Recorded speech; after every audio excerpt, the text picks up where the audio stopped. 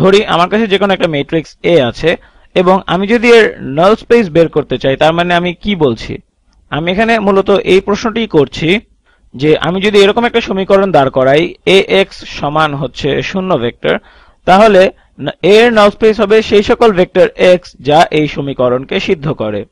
তাহলে আমরা বলছি সেই সকল x গুলো যারা এই সমীকরণটিকে সিদ্ধ করে, অর্থাৎ সমীকরণ ax সমান 0।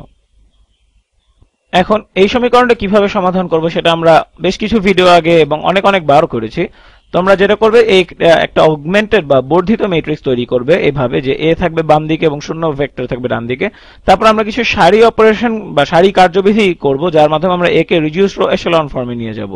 তাহলে যেটা বললাম, আমরা কিছু সারি কার্যবিধি পরিচালনা করব এবং এর মাধ্যমে আমরা a কে এভাবে বলি, এটাকে reduced row echelon form, reduced row echelon ফর্মে নিয়ে যাবো আর কি। এবং ডান দিকে যেটা থাকবে সেটা হচ্ছে 0 ভেক্টর থাকবে, কারণ তুমি মানে সেই সারি কার্যবিধিগুলো আমরা 0 ভেক্টরের উপরে প্রয়োগ করবো, কিন্তু 0 এর উপর যাই করি না কেন তা 0ই থাকবে।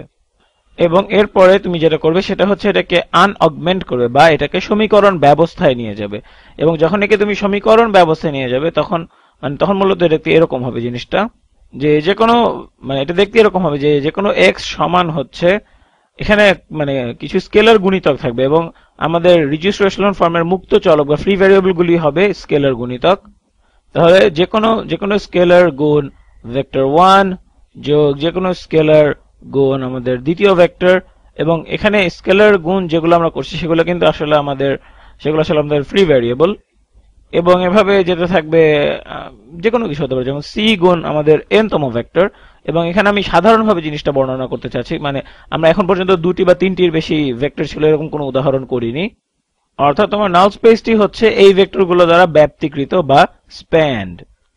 অর্থাৎ আমরা এরকম একটা সমাধান সেট বা সমীকরণ পাবো যেটাকে আমরা মূলত আমাদের a এর নাল স্পেস বলবো। তাহলে এটা হচ্ছে আমাদের a এর নাল স্পেস এবং এটা মানে এটাকে আমরা এভাবে বলি যে এটা হচ্ছে স্প্যান্ড এই ভেক্টরগুলি দ্বারা, অর্থাৎ n1 n2 এভাবে করে nn পর্যন্ত। এটা আসলে নতুন কিছু না, এটা আমরা অনেকবার করেছি এবং গত ভিডিওতেই আমরা করেছি এটা। তবে এটা তো আমরা করলাম, তবে যখন তুমি অসমজাতীয় সমীকরণ সমাধান করবে তখন কি হবে? অর্থাৎ আমাকে যদি এরকম একটা সমীকরণ সমাধান করতে হতো যেখানে সমীকরণটি হচ্ছে ax সমান b, তাহলে আমি কি করতাম? আমি মোটামুটি একই ধরনের জিনিসই করতাম। আমি আবার আগের বারের মতো একটা অগমেন্টেড ম্যাট্রিক্স তৈরি করতাম যেখানে আমি বাম পক্ষে a রাখতাম এবং ডান পক্ষে b কে রাখতাম। তারপর সেরকম সারি কার্যবিধিগুলো করার মাধ্যমে আমি a কে রিডিউসড রো এচেলন ফর্মে নিয়ে যেতাম। তাহলে আমরা বাম পাশে পেতাম a এর রিডিউসড রো এচেলন ফর্ম, এবং আমরা বাম পাশে a তে যে সারি কার্যবিধি করব ডান পাশে b এর জন্য আমাদের সেই সকল সারি কার্যবিধি করতে হবে। এবং এখানে তাহলে আমরা একটা নতুন ম্যাট্রিক্স পাবো, তাহলে সেটার নাম দিলাম b প্রাইম। এটা যদিও b থেকে ভিন্ন হবে, তারপরে ওটার নাম আপাততর জন্য মানে বোঝার জন্য আমরা b প্রাইম দিলাম। এবং তুমি যখন আবার আগের বারের মতো এটাকে আনঅগমেন্ট করবে বা এটাকে যখন তুমি সমীকরণ ব্যবস্থায় লিখবে, এবং এটা আমরা গত ভিডিওতে করেছিলাম, যাই হোক এখানে মানে তুমি তোমার যেটা পাবে এটাই হচ্ছে তোমার সমাধান সেট যেটা এই সমীকরণকে সিদ্ধ করে, এবং সেটা দেখতে এরকম হবে। x সমান হবে তোমাদের এখানে যে b প্রাইম ভেক্টর আছে সেই b প্রাইম ভেক্টরটি যোগ এইখানে যেই জিনিসটা আমরা পেয়েছি ঠিক সেই রকম কিছু একটা। আমি এটাকে কপি করে ফেলি, তাহলে আমার মনে হয় সুবিধা হয়। তাহলে এটাকে কপি না করে বরং সরিয়ে নিয়ে যাই, সরিয়ে নিয়ে গেলে না থাক, কপি করে আমার মনে হয় ভালো হয়। তাহলে এটাকে কপি করতে হবে, কপি এবং পেস্ট করি, তাহলে এটা হবে এই রকম। অর্থাৎ এখানে পরিস্থিতি এমন দাঁড়াচ্ছে যে আমাদের যে এই অসমজাতীয় বা ইনহোমোজিনিয়াস সমীকরণের যে সমাধানটি সেটা অনেকটা এরকম হবে, যেটার এই অংশটাকে আমরা বলতে পারি যে একটা কোনো নির্দিষ্ট সমাধান বা পার্টিকুলার সলিউশন, এবং এটাকে আমরা নাম দিতে পারি xp পার্টিকুলার সলিউশনের জন্য, যোগ হচ্ছে তোমার নাল স্পেস, বা এটাকে আমরা বলতে পারি আমাদের হোমোজিনিয়াস বা সমজাতীয় অংশের সমাধান। মানে এখানে আমরা যদি আমাদের a b এদের জন্য বিভিন্ন মান ধরি আমরা, তাহলে আমরা কিন্তু বিভিন্ন ধরনের সমাধান পাবো এবং এই সমাধানগুলো হবে আমাদের সমজাতীয় সমীকরণের জন্য। সুতরাং এটাকে আমরা বলতে পারি হোমোজিনিয়াস সলিউশন। এখন মানে গত ভিডিওতে আমি তোমাদেরকে এই জিনিসটি খুব একটা ভালো মতো বা খুব বড় করে দেখাইনি, যেটা আমি তোমাদেরকে এখানে হয়তো বলবো। সেটা হচ্ছে যে মানে যে কোনো সমাধান, আমি এটাকে এখানে লিখি এটাকে সাদা রং দিয়ে।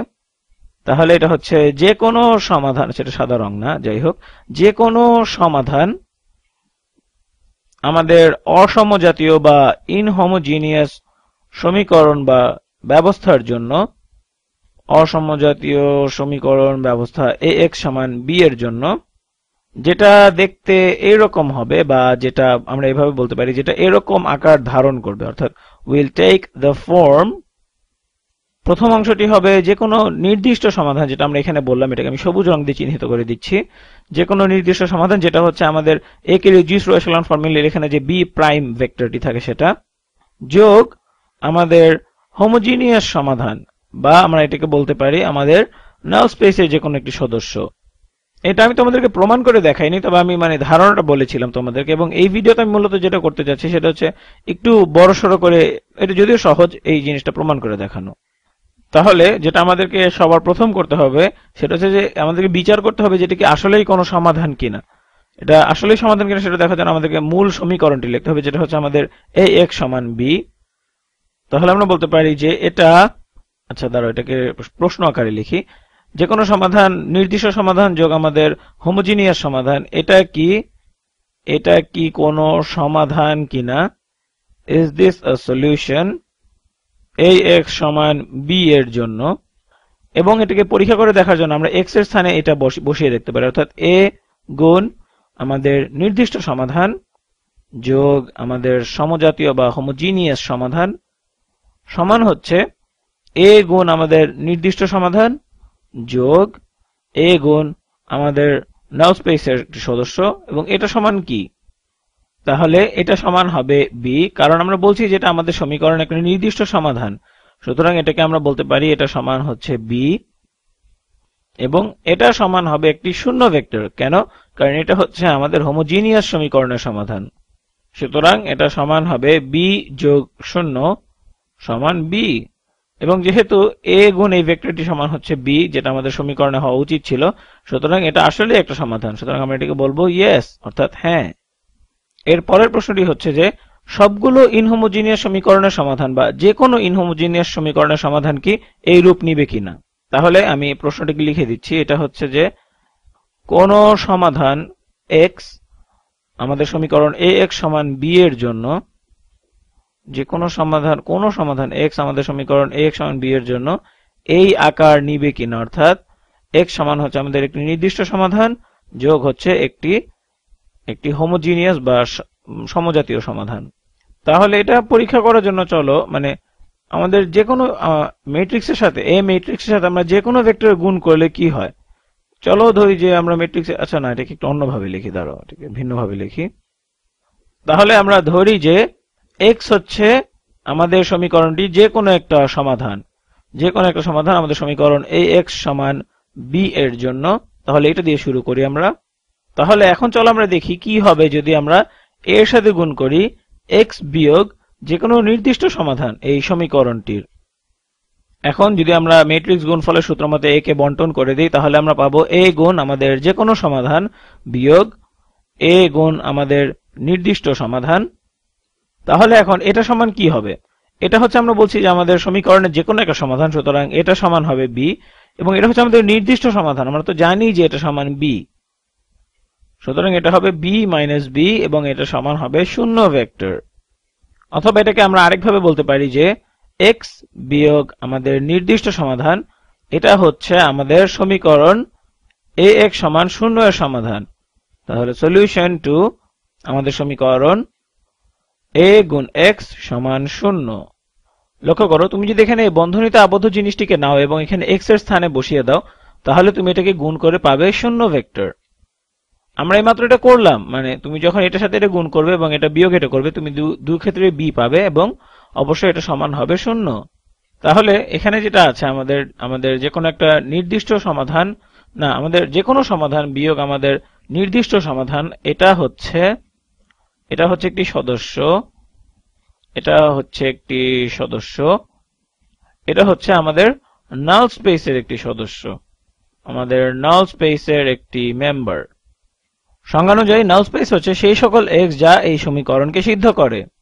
সুতরাং আমরা এটাকে এভাবে বলতে পারি যে আমাদের যে কোনো সমাধান বিয়োগ হচ্ছে আমাদের নির্দিষ্ট সমাধান, এটা যেহেতু আমাদের নাল স্পেসের সদস্য, সুতরাং আমরা বলতে পারি যে এটা সমান হচ্ছে আমাদের হোমোজিনিয়াস সমাধান। অর্থাৎ একটি, এখানে একাধিক থাকতে পারে, যে কোনো একটি হোমোজিনিয়াস বা সমজাতীয় সলিউশন। এখন আমরা যদি সমীকরণের উভয় পক্ষে আমাদের নির্দিষ্ট সমাধান যোগ করে দিই তাহলে কি হয়? মনে রাখো আমরা কিন্তু বলেছিলাম যে x হচ্ছে এই সমীকরণের যে কোনো একটা সমাধান। তাহলে x সমান হচ্ছে আমাদের হোমোজিনিয়াস সলিউশন, এটা হচ্ছে আমাদের হোমোজিনিয়াস সলিউশন যোগ আমাদের নির্দিষ্ট সলিউশন বা পার্টিকুলার সলিউশন। তাহলে আমরা উভয়ভাবে প্রমাণ করলাম যে এটা আমাদের ইনহোমোজিনিয়াস সমীকরণের একটি সমাধান, এবং আমি এটাও দেখালাম যে আমাদের ইনহোমোজিনিয়াস সমীকরণের যে কোনো একটি সমাধান এই আকার ধারণ করে। এখন তোমরা প্রশ্ন করতে পারো যে আমি এই ইনহোমোজিনিয়াস সমীকরণ নিয়ে কেন এতটা মাথা ঘামাচ্ছি। এখন একটা রূপান্তর বা একটা ট্রান্সফরমেশন 1 to 1 কিনা সেটা নিয়ে আমরা ইতোমধ্যে অনেক কথা বলেছি। অর্থাৎ একটা ট্রান্সফরমেশন 1 to 1 কিনা, এটা ছিল দুটির একটি শর্ত আমাদের ট্রান্সফরমেশন বিপরীত যোগ্যতার বা ইনভার্টিবিলিটির।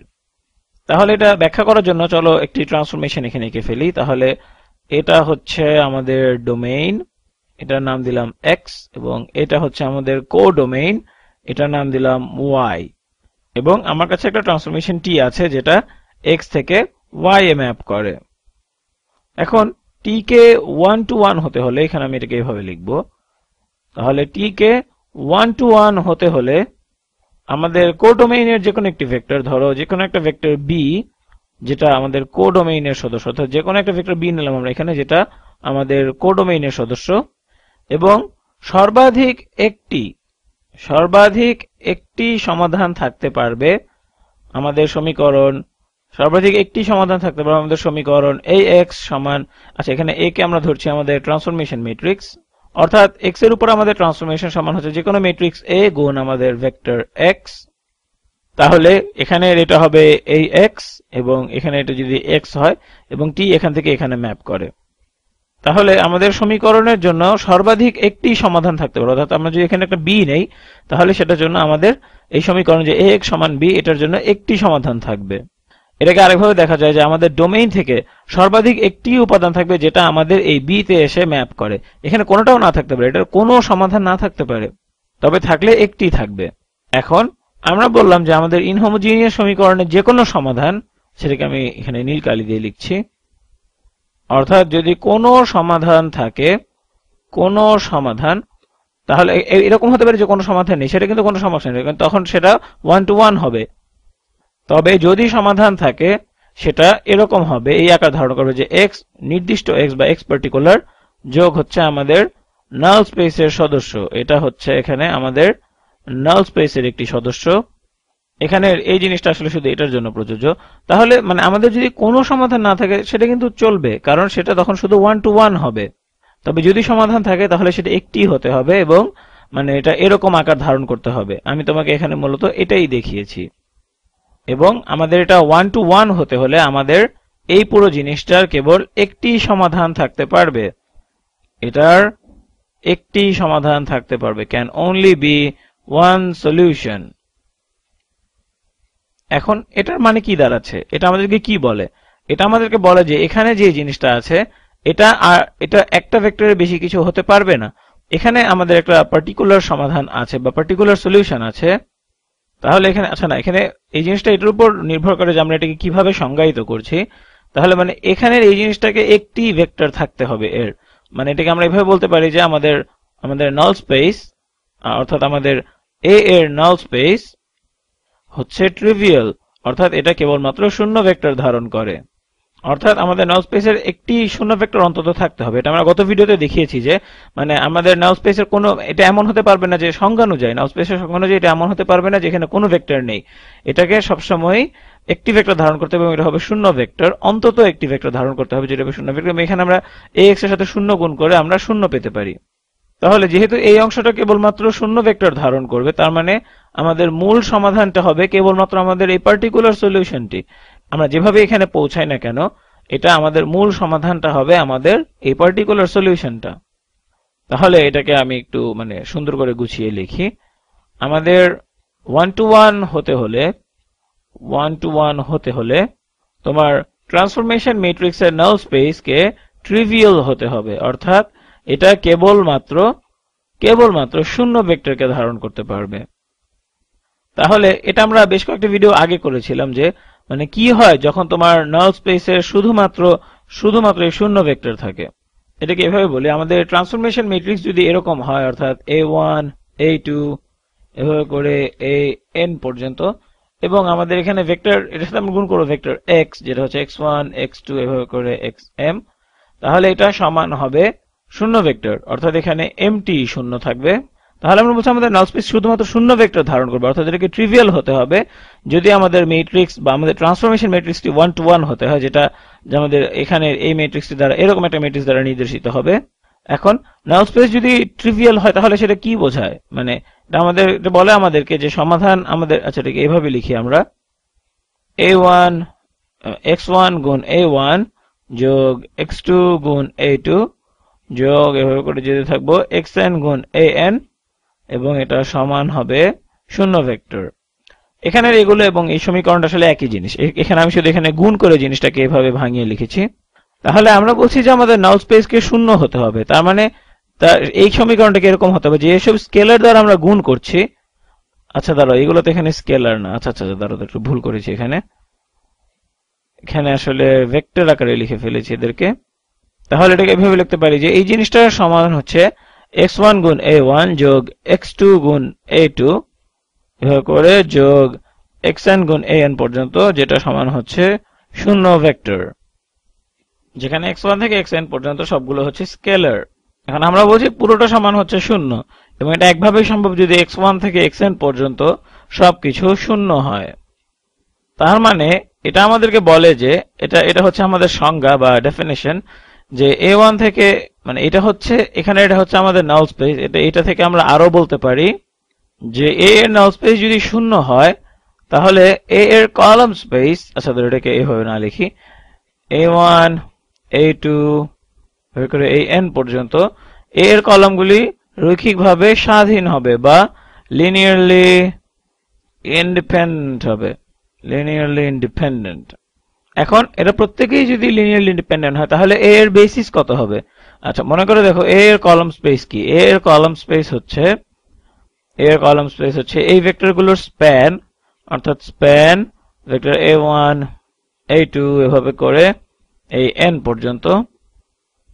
এবং আমরা এটা বলেছিলাম যে আমরা যদি, মানে আমরা যখন 1 to 1 নিয়ে কাজ করব তখন আমাদের নাল স্পেসে, মানে আমাদের নাল স্পেস কেবলমাত্র শূন্য ভেক্টর ধারণ করতে পারবে, এবং নাল স্পেস যদি শূন্য হয় তাহলে আমাদের কলামগুলো হবে লিনিয়ারলি ইন্ডিপেন্ডেন্ট, এবং মানে এরা যদি আমাদের কলাম স্পেসকে স্প্যান করে এবং লিনিয়ারলি ইন্ডিপেন্ডেন্ট হয়, তার মানে এরা কি করছে, এরা একটা বেসিস গঠন করছে।